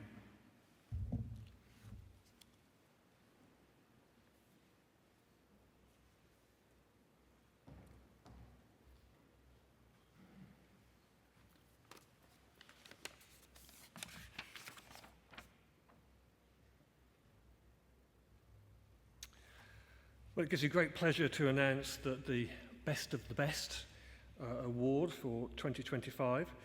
I'd like to say the selection of the best entry each year is difficult, as you will have seen from the quality of the earlier projects, but I'm pleased to announce that this year's overall winner goes to the Festiniog and Welsh Highland Railway for the transformational work undertaken at the top yard at Boston Lodge. Before asking the entrants up to receive their award, let's examine the project. I won't ask Tom to read through the script, but the engineering works at Boston Lodge opened about 1800 to serve the construction of the cob and then through subsequent phases supported the gravity and horse era on the Festiniog Railway since 1836. Here were designed and constructed the rightly famed double-ended articulated locomotives, so characteristic of the line, as well as all the rolling stock to serve passengers and freight until closure in the 1940s.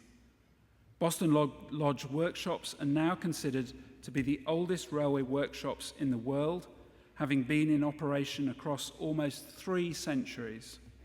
All the original buildings, which were in a poor condition, are Grade 2 listed and part of the UNESCO World Heritage Site, which covers the North Wales slate industry.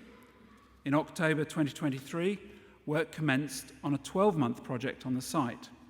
In all, 11 buildings were either restored or recreated. The restored buildings consist of original slate materials, and the repair work is executed in appropriate materials and mortar. Some replacement windows adopt a suitable matching style. Extraneous porches were removed and the walls made good. The oldest building on the site, the barracks, was originally used to house the workers building the cob and railway. The original render was life expired and totally replaced with new windows and sills to the original design. New buildings are scaled to fit the site, and other heritage buildings have design principles respecting earlier buildings on their footprints. The matte black colour adopted for new build reduces their visual impact in contrast to the heritage buildings with their striking mortar and colour scheme. The exception to this approach is the wagon repair shed, which is executed in slate and timber with the pitch abutting the adjacent rock face and following its contour. The scheme has conserved a collection of buildings that represent the history and activity in the works. The new additions respect the site's heritage and support the contemporary works. The vision to tackle the site, to conserve and present, as well as improve facilities for today's needs, is commendable, and the outcome fully reflects this approach. The railway should be congratulated on achieving such a successful outcome in collaboration with their funders, their volunteers, and employees and contractors. So to receive the Network Rail Award for the best entry in 2025 for the work undertaken, I would ask John Prideaux and Nigel Burbridge of the Festiniog and West Highland Railway to join us on the platform to receive their plaque from Lord Hendy.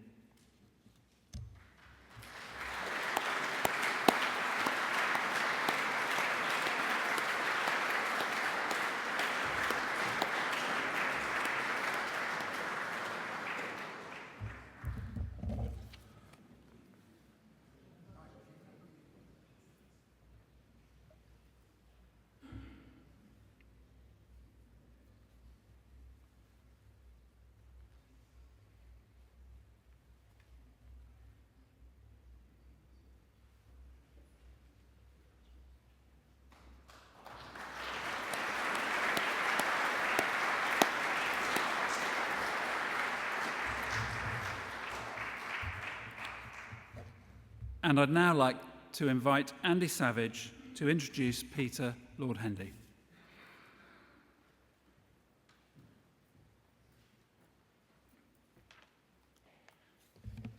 Thank you, Tim. We mentioned people who weren't allowed to influence awards earlier on with Transport for London. The same applies with the Best in Class award for me, and the Guest of Honour wasn't allowed anywhere near the Richmond award, I can assure you. Tim, thank you so much for doing the presentation and your continuous work to ensure that we get all the entries in every year. I'm sure by the end of May each year you must have been fed up with me chasing you to do it. Can I also thank everybody else who's made it possible to do this event, the staff at Merchant Taylors, but particularly the sponsors, the trustees, the judges and the adjudicators. All our trustees and helpers are volunteers, and without their input and the financial support of our sponsors, we would not be able to run the awards. There are several trustees and officers I would like to pick out particularly this year. First of all, can I offer particular thanks to Malcolm Wood, who is shortly going to retire as a trustee after well over a decade in that post, and I hate to think how long he's been a judge. Malcolm's been responsible for designing all the awards plaques and for coordinating the unveiling throughout that time, and I'm very grateful to him for that unseen but complex work. I'm delighted that Malcolm has accepted our invitation to join the panel of patrons of the awards. I'm also pleased to announce that Bob York, who's a long-standing judge, will be taking over Malcolm's role as a trustee. Simon Gide joined us as a trustee and as chairman of the judges a year ago. He had a hard act to follow after Clyde retired, but he's thrown himself wholeheartedly into the work, and the whole judging process continued to run as smoothly as ever. We've lost one adjudicator in the year. Simon Hickman has left Historic England, so he has to stand down, although I'm delighted he's agreed to become a judge, and I welcome Richard Peets as our new Historic England adjudicator.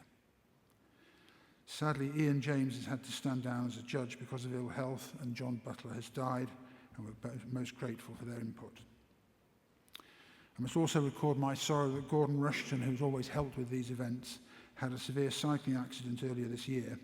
Although he's recovered amazingly, was not up to joining us today. We wish him well and thank Martin's Cratius for keeping our IT running all year, despite caring for Gordon day and night. I think that's enough from me at the moment. Peter, would you like to make an address?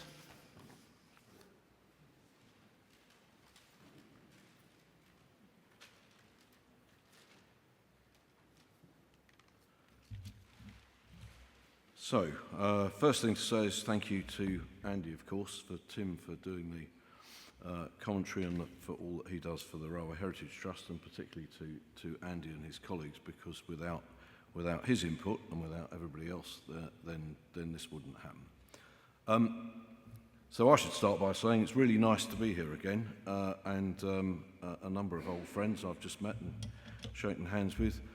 Even though I've got a new job, it's nice to know that so many people have such continuity doing this, and what a great thing it is.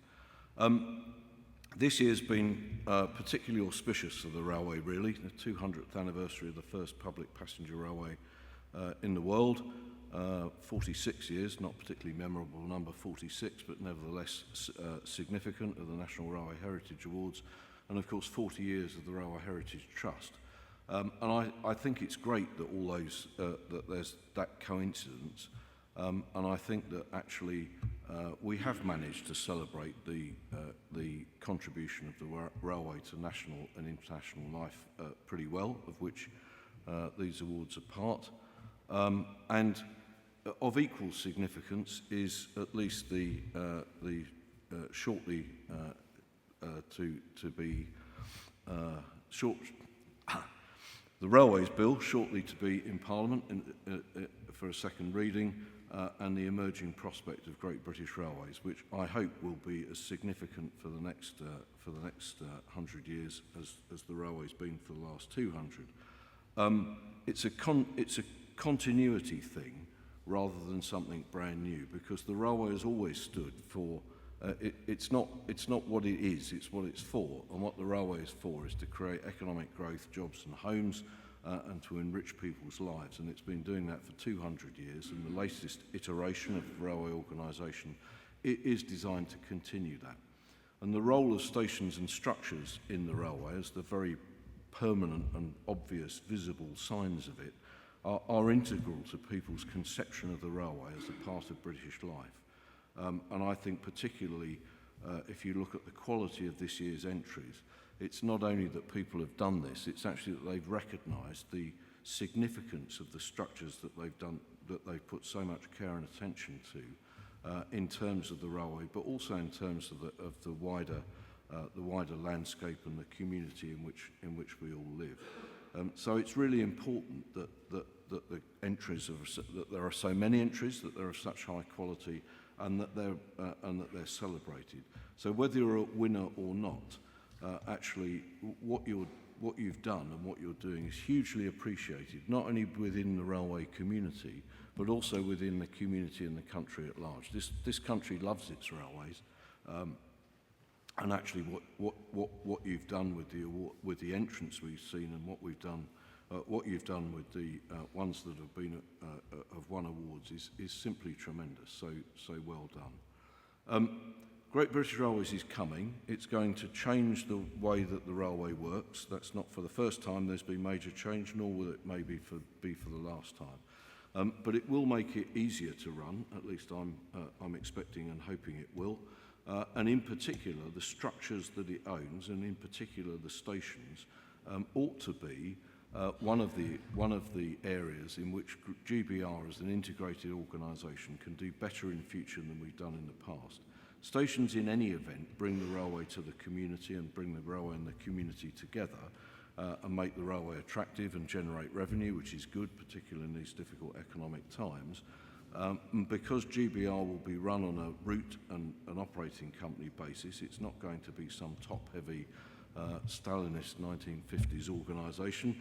It will be run by people who will actually feel, I hope, and be responsible for the service that they offer the customers every day.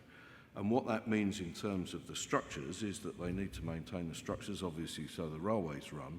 But what it means in terms of the stations is that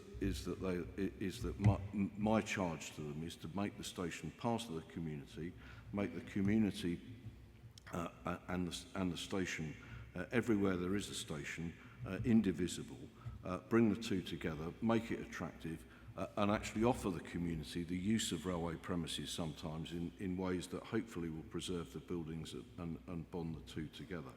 And that's what I've said to the managing directors of the first three of the integrated companies. I've said to them not only that they should meet every MP and local authority leader in their areas in the first 6 months, but that they should ask what they want of the railway and they should do something about at least some of it. They won't be able to do all of it at once, but they'll do some of it.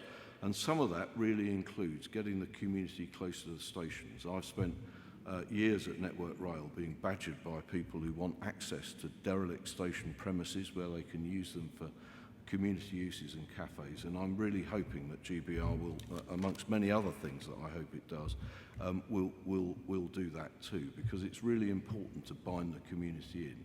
There are too many occasions in which the railway said no to things that it actually ought to say yes to, and develop a relationship which is good for the railway as well as the community. And as for heritage railways, I hope the same too. I'm really pleased that Railway 200 has included the heritage railway sector. I know the heritage railway sector has had a particularly difficult time since COVID, and I hope that Railway 200 has brought something to it. But I'm also pleased to see in the quality of these entries and their number a renewed interest not only in locomotives and train running, but also in the iconic stations and structures that heritage railways have. And I think that it's particularly brilliant that the Festiniog and Welsh Highland Railway has got this this Principal Award for Boston Lodge, because it's just such a beautiful example of what needs to be done. The railway is part of the community, it's part of Britain's history, and actually bringing a site like that out so that you can understand what the buildings were built for, what went on in them, what goes on in them now, is just a brilliant thing to do. So well done, John and Nigel, and all the people who've made that happen. So in summary, because Andy told me to be brief, and indeed I am brief, it's only on 1.5 sides of scrappy yellow paper. Finally, the big railway is changing for the better. Heritage railways will survive, I'm sure. These great railway structures will continue to be admired and loved, so will continue to need care and attention. The Railway Heritage Trust and the National Railway Heritage Awards will continue. The Railway Heritage Trust, I'll make this commitment with no advice, but it will continue to be funded by GBR because it will still be important. And all of your efforts will continue to be hugely necessary, appreciated, and the results of what you all do celebrated just as we're doing today. Thank you very much.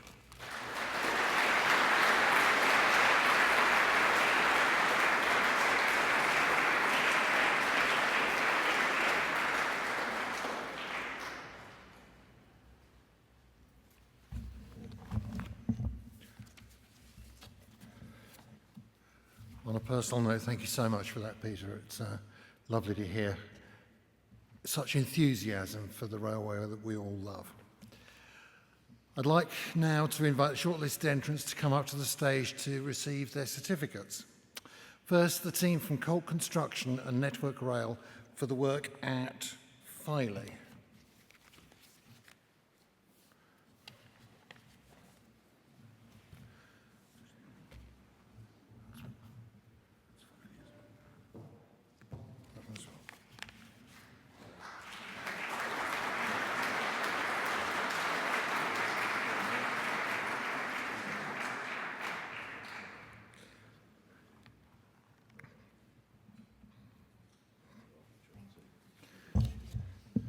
Next, the representatives from South Western Railway for the toilets at London Road, Guildford.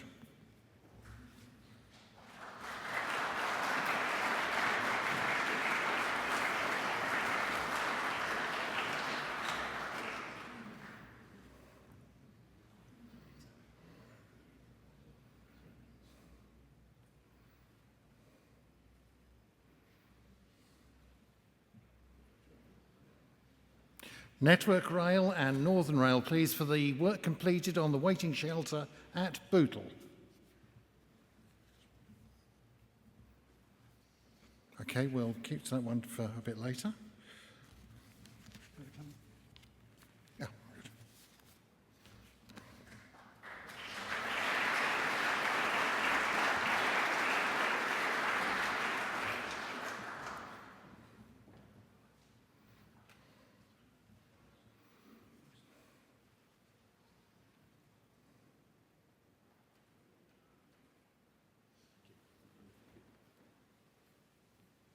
Next, the Highland Main Line Community Rail Partnership for the restoration of the clock at Dalwhinnie.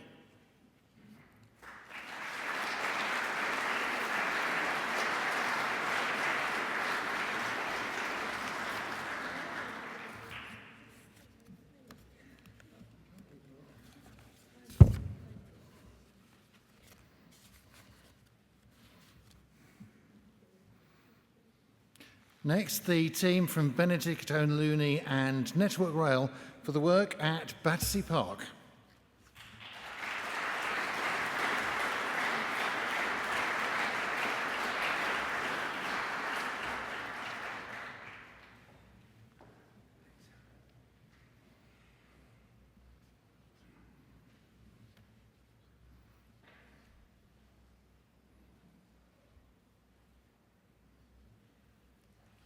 And now, please, Nexus for the restoration of the canopy at Whitley Bay.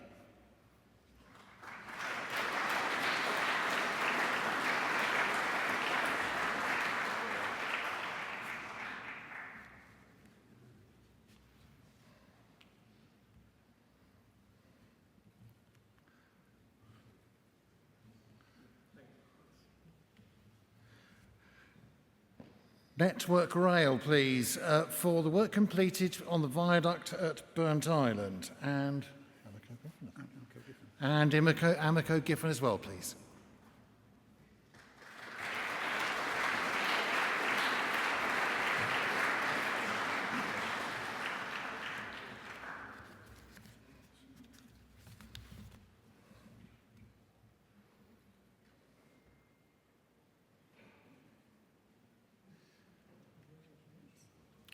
And next, Network Rail and BAM Nuttall, please, for the restoration of the viaduct at Ponce Mill.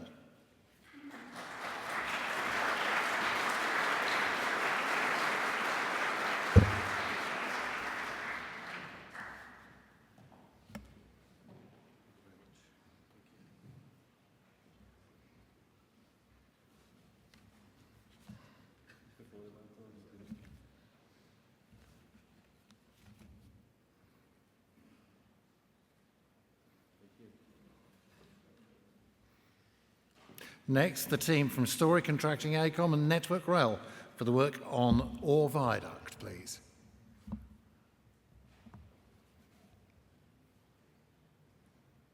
Anybody from the Orr Viaduct team? Okay, let's move on. Next, the Centenary Lounge Limited for the Art Deco Buffet at Taunton, please.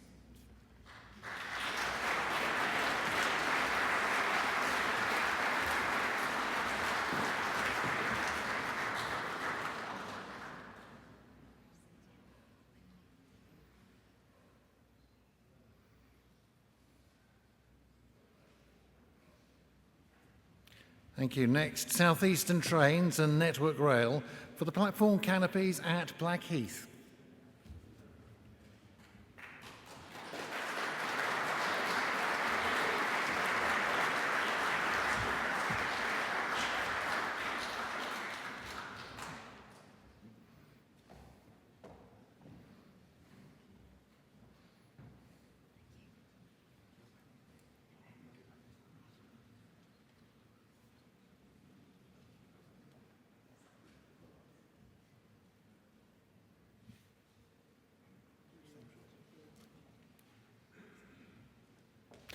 And next, Network Rail for the restored gable ends at Stoke-on-Trent.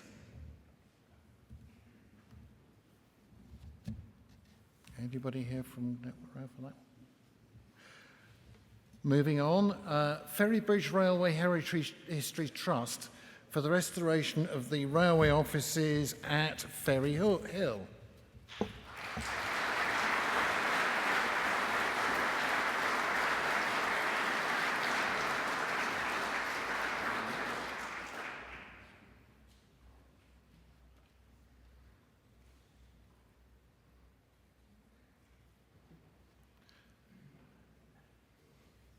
And next, the Highland Main Line Community Rail Partnership for the relocated and restored signal at Pitlochry.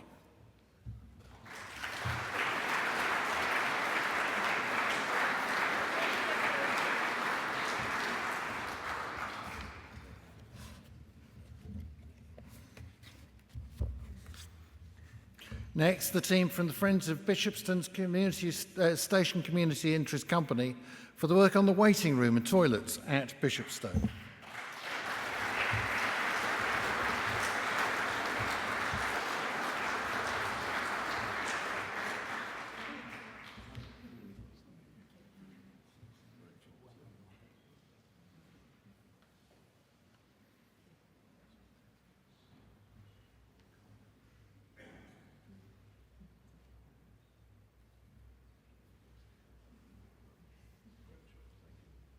Next, the Oswestry Station Building Trust for the restoration of Gabowen Station.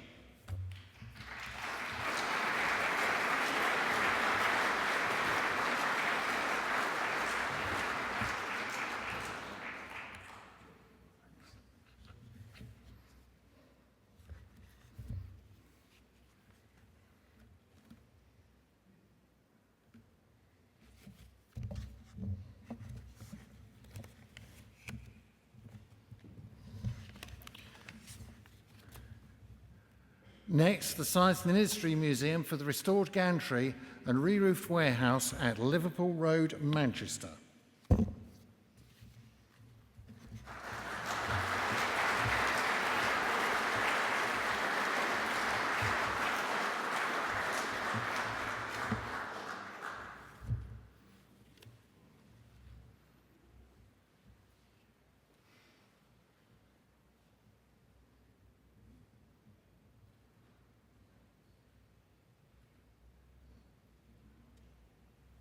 Next, the Tyne Valley Community Rail Partnership for the conversion of the water tower at Holtwhistle.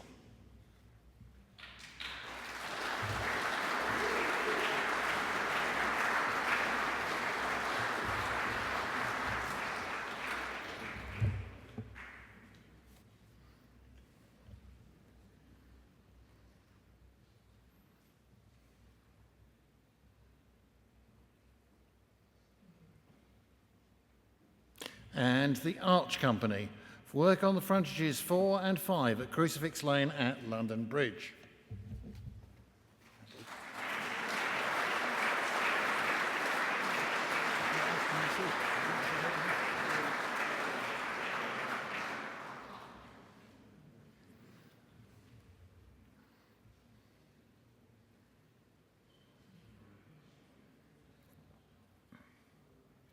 And finally, the junction for Monkbridge Viaduct, gardens at the junction. No one from Leeds. Thank you very much indeed, ladies and gentlemen. I'm going to hang back to Andy in just a second. Could I just ask you, on your way out, if you wouldn't mind depositing your badges. I have an enjoyable task of taking them all apart and doing it all again next year. And for those of you who have got one of the plaques, Malcolm will be at the back of the hall later with packaging to help you take them home. Thank you.